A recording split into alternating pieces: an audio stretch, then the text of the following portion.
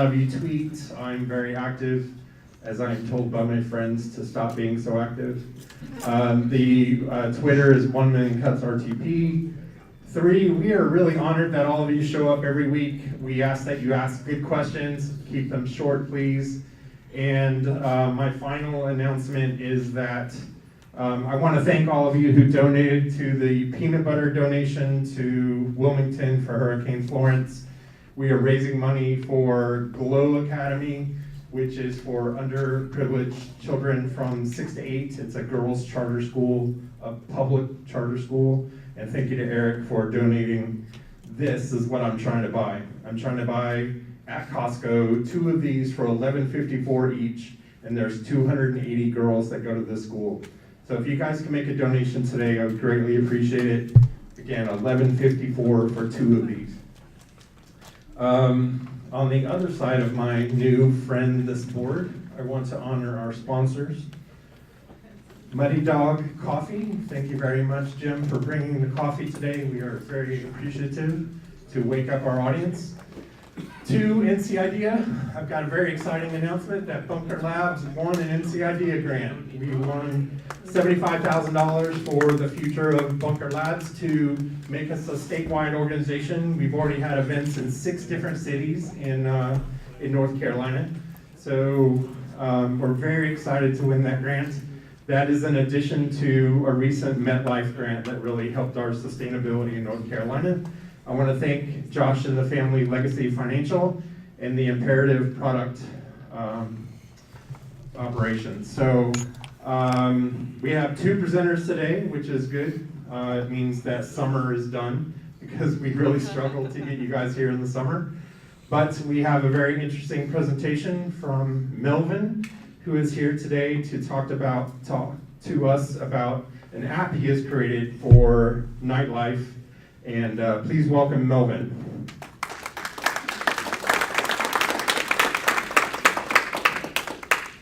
Good morning, everybody.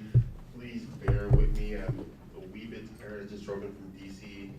I got like 4 in the morning, so I'm going to like 3 hours of sleep. So please look this on me. If you can't hear me, please let me know, because I have a tendency to speak very, very softly. So we're going to start with NiteLifeNav. So how many people actually have been to clubs or go to clubs at all? That's usually the first question I ask. This is actually a club in Los Angeles, California. I found this information, and this is how a lot of clubs are nowadays. And they are, as people say, they're kind of like crazy, wild fun, lit, as they say. Lit. This is a great club. But this is clubs that are all over the USA. Because even in Orlando, San Fran, a lot of clubs are now moving to this kind of atmosphere. But the thing is also that a lot of people, this is good for some people, but it's not good for everybody. And so that's where we get where my app. Because with my app, and you're gonna see me do a lot of pointing because I have a clicker, but it is what it is. My app is called it's actually a website, and it'll be an upcoming app called NiteLifeNav. So we were actually, before I start with that, we were live through 2014 through 2015 in the cities of Orlando, Miami, and Las Vegas. And so what my app does is because a lot of people, when they go to these different cities, they go to clubs, they don't know how the venue are, because the nightlife scene is in complete disarray. It's very intimidating and very difficult to navigate. And that's because where that club may be good for some people, but if you want to go to like a country bar or jazz, you want to go to a lounge, that's not going to be for you.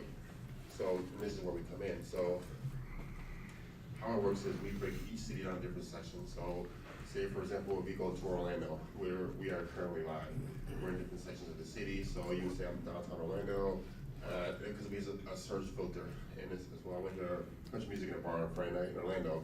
So then what will pop up is each venue that fits that criteria, usually type of crowd, dress code, how much to get in, the DJ performing that night, everything we need to know about the venue, along with a promo video and also a map showing exactly where it is. So what we are is a database of information about bars, lounges, and nightclubs. And the app, when it comes out later this year, will actually have a Waze feature. So similar how, I don't know, do anybody here know what Waze is? Some people don't. So Waze is a database information. So say you're going from here to Charlotte, it'll tell you how much, there are actually other people on the app because it's crowdsourced driven. So people that are driving there will tell you if there's construction ahead or if there's cops ahead, so slow down. So it's literally like a crowdsourced feature so people know real time how the traffic situation is, and we're gonna be the same way. So if you were to go view out about the streets, trying to figure out where to go, you can just go to my app and see each venue is gonna have its own timeline. So you can actually have a little comments, pictures, and videos of that timeline. You can also export it to your social media platforms, Facebook, Snapchat, Instagram, so you always know how clubs are in real time. Now,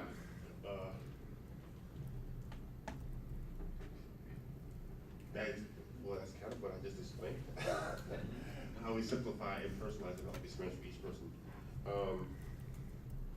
Next. So, market validation. What makes this something that people should invest in or how's it gonna make money? So the thing with that is, bars in US alone, they generate $26 billion a year. And we'll be able to generate our revenue similar to Yelp, where Yelp is 76% local advertisement and also 23% nationwide. So you can say like Grey Goose or would be a nationwide. And then what we do is that we partner with the venues in each city that we're live in. So we're gonna start off in Orlando, where we already are live. Then go to Las Vegas, LA, San Diego, San Francisco. And the reason why we're going to the West Coast is because California is the world's 7th biggest economy. So once we're large in California, we're gonna be large everywhere. And also, another reason why there's market validation is because, I don't know if you've ever heard of it, there's a website called Klook, K-L-O-O-K, and they were funded $200 million of all the artists, the big data, internet, lifestyle, tourism, travel, because our target demographic is 18 to 28 and tourists. And that's kind of right around, but the difference is we actually have a way to generate revenue. And we have a Waze feature, and a Waze sold for $1 billion. And how many people here know who Calvin Harris is? He's a world famous DJ. Yeah. So I actually worked for him for over a year, and nicest guy in the world. But he just signed a 3-year contract worth $280 million. So literally, for spending an hour and a half to 2 hours a night, he's getting $1 million every time he performs. And people are like wondering, well, why does that matter? What does that have to do with anything that you're doing? It's because this is the nightlife industry.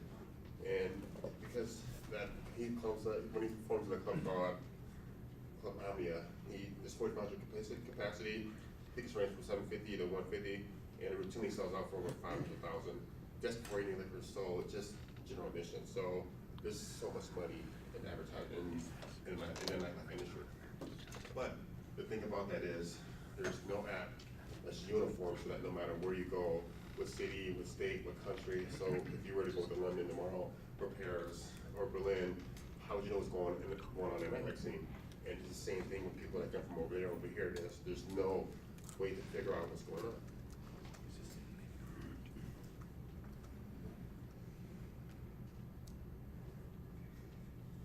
So this is what the app is going to look like. We're going to show how we're going to be in different cities. We break it out into sections, and then we show you what the venues look like. And then we're also, this is the live feature, so when people can actually upload comments, pictures, and videos, so you know real time how the venue actually is. And this is where we're going to generate revenue. We actually will be able to partner with Uber, Lyft, the hospitality industry, like rental cars, hotels, like also the movie industry, like similar to like Hulu or YouTube TV, because for our target demographic is 18 to 28 tourists, and we've actually proved that we reach them. And we own the back end data, the native ad space. And also we can have other timelines, similar to how Instagram has their videos, like little shared videos on top of the screen. We can, and they have advertisement in there, we are able to do the same thing.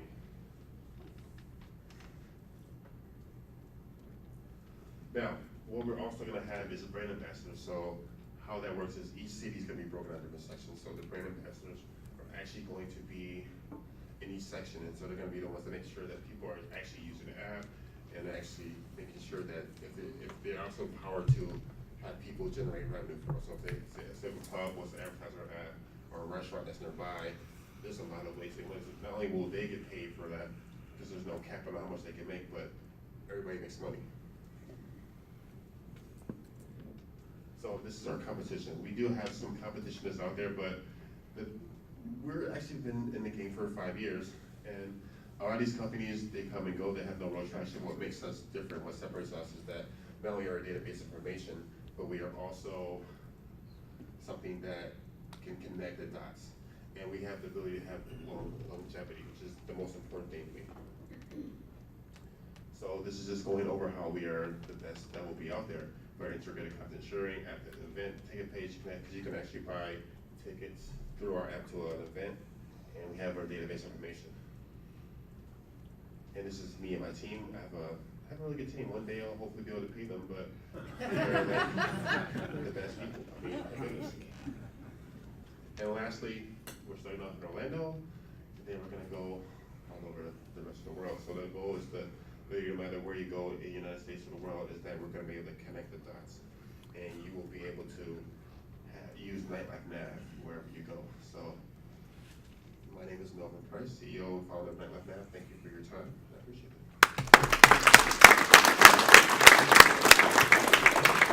And also, they say, well, you have a question of why are you here? What can you do for us? My question for you is this. I always am a firm believer in constructive criticism and ways to make things better, or if I didn't explain it properly enough, ask me a question and I can kind of break it out. It's kind of a lot to explain and kind of go through, but I'll explain to you. And also, what we're going to do is we're still trying to implement is we're thinking about adding a cryptocurrency aspect. So when people upload comments, pictures, and videos to the timeline, we're thinking to give them cryptocurrency. So then it'll get to the point they can build up enough currency where you can buy drinks at the bar, you can get into the club for free. You can partner, and since we're going to partner with a bunch of different things, maybe hotels. So we actually hopefully going to get to the point where, with the fact that you can mine it through our app, it'll be able to become. Well, a lot of people complain about how you can't use cryptocurrency at all because there's no way to use it for daily usage. But young people would use this app. Young people will love the fact that there can actually go currency that can travel and do other things. But my question is it worth it to try to implement cryptocurrency into this app? Well, I think it can per se, but I love getting constructive criticism feedback on that. Along with, I know I struggle pitching, but I also want to know about the business. What do you think I can make it better? Okay. Are you aware of the cue ball? I'm aware. Okay. Throw it, Jim. Well, there's coffee around. Working. Good morning. Good morning. Thank you.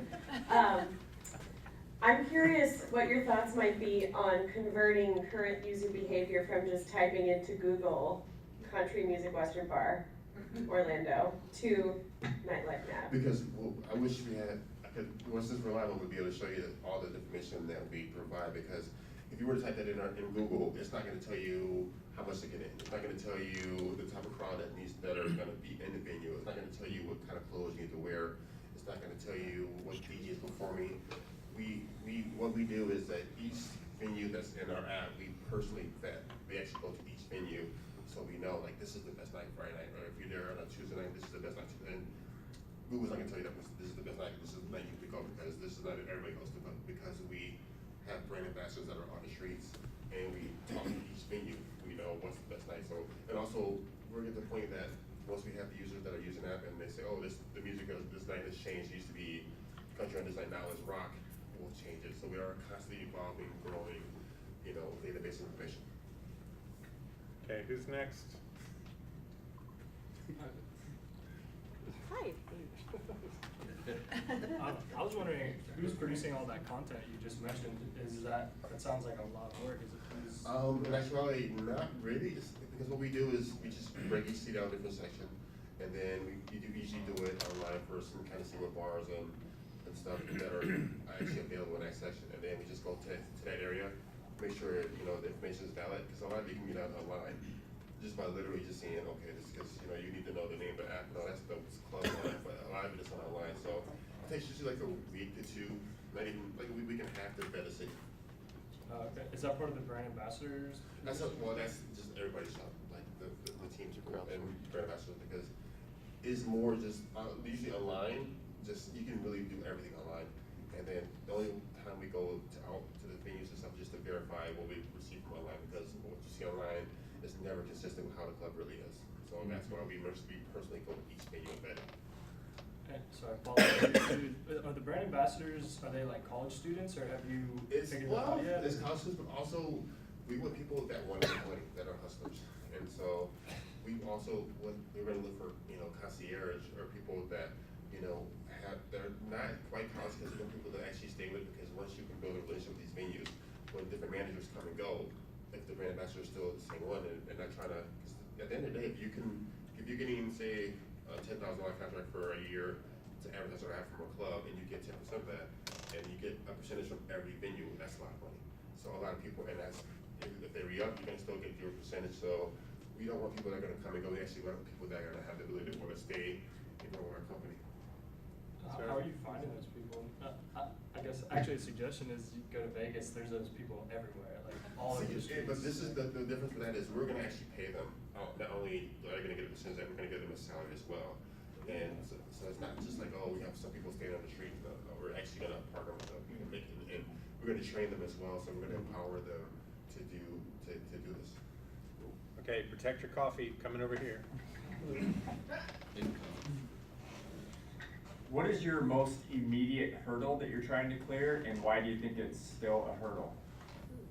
Most immediate hurdle would be funding, because of the fact that people don't see this as a viable business. Even though I just shown you statistics like of apps that make a lot of money, because they're basically what we are is an entertainment guide. So like the club that I mentioned and other stuff, they make tons of money, but people only see this as a nightlife app. So they don't understand that the nightlife industry is so lucrative that that's why people, Calvin makes $280 million just to spend an hour at a club, because people are making that much money. And the fact that there's no app that connects the dots. So just people, it's the stigma, it's the stereotype, oh, it's just another app. And that's the big thing, but regardless of that, we're just gonna keep on bootstrapping and make it happen. 2 questions. Has your former boss invested in this? Former boss. You said you worked with Calvin. No, he has not. When I worked for him, I was lowly security. So I was the guy that worked at his house overnight from 10 to 7 to 8 a.m. And so I would see him leave at 12:30. He'd fly to Vegas. No, 11 o'clock. 11:30, fly to Vegas, get there by 12, come back by 2 o'clock, or leave, get back to the airport, 2:33, and then drive up and ask me. So we would converse. Nicest guy in the world, like we would chat from time to time. But, when I worked for him, we were not at the point where we are now. Now, if we were at the point where we are now, yes, but where I was in, which is like 3 years ago, when I worked for him. Yeah, I couldn't think of a better brand ambassador. Just Yeah. Call me stupid. No, never. And, you talked about cryptocurrency or some kind of a coin, Are you looking at it from the standpoint of using an existing one? Or are you looking at this from the standpoint of building one just for your own niche? Well, initially I was. I actually pitched last week when I was in Virginia, and I met a lovely guy there. He explained that cryptocurrency is still in flux. So not to create your own, but to get a small one that's out there, and then partner with them, and also have the ability to buy them when the time is right. So then if anything goes wrong, we can blame the government because we don't own it per se. But if it still goes right, then we can still have the ability to buy it. But it'll still work outside the USA. So that's the beauty of it. We're gonna find like a small one that's still little, and work with them. But that's the goal. So we have the ability each way. If it works out, maybe buy you. If it doesn't work out, we'll still use all over the world. We just can't use it in the States. I was going to ask a question about the cryptocurrency as well. Crypto is great for solving certain problems. I don't think this is one of them, and I would say this is a rewards program. It's in-app coins or whatever. I think it's a great idea. Like, interact with the app and be able to buy drinks. Like, people are going to love that, right? I don't think, just leave the crypto. It's unnecessarily complicated. But do you think that it's that way now, or maybe as we get traction and grow, maybe implement it then, or just keep it out completely? I don't see a problem that it solves. The gamification aspect is brilliant. I think that's great. I completely agree with everything you said. Using point system or something like that is very motivating, but cryptocurrency is new. It's very sexy if you want to get funding. So that's something to think about. But right now, you're going to bite off a big complexity that may not necessarily get you the return. As they develop, it may be worth it. Thank you. Any more questions? Do we have to spike the ball on somebody to ask a question? Are we done? All right, let's give them a Thank big you, hand. Melvin.